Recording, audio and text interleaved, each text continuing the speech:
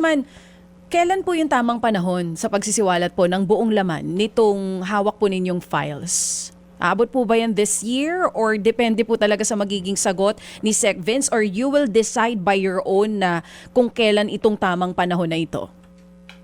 Well, I I will await Secretary Vince's response because I'm sure he will respond in some way, and I'm sure it will be very wise because we have to, I guess, weigh if we want to affect so many officials by releasing their insertions, and I think that this is something that will have a lot of bearing on a lot of people, especially in light of the tragedy of last Thursday with Yusek Cabral.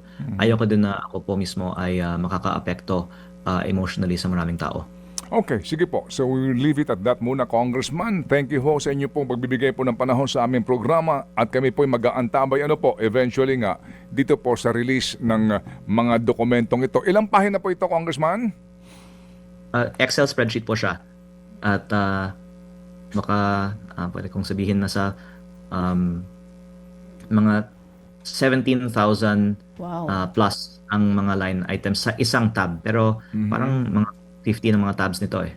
Okay. Opo. Ganun po karami ito. Hundreds of pages po. Opo.